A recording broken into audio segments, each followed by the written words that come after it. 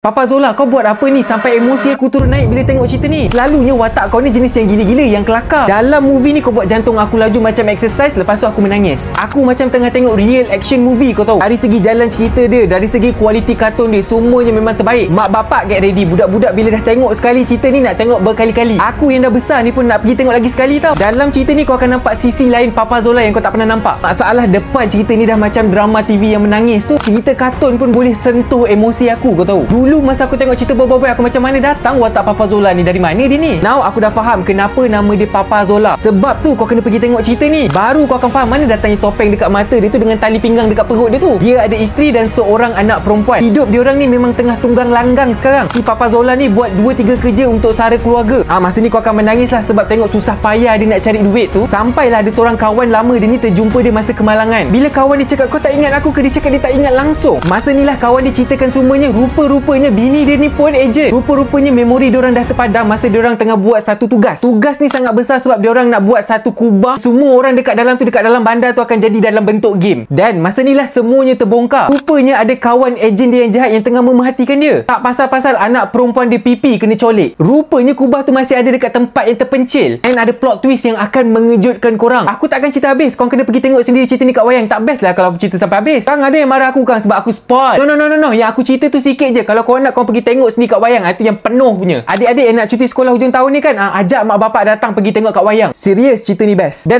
Itu saja daripada aku. Kalau korang dah tengok cerita ni atau baru nak tengok cerita ni, bila dah habis nanti jangan lupa komen kat bawah best ke tak, bantu orang yang tak tengok. Dan kalau korang ada movie atau drama bersedia menarik yang korang nak aku tengok, korang boleh komen kat bawah, nanti aku akan pick. Itu saja daripada aku. Assalamualaikum. Bye.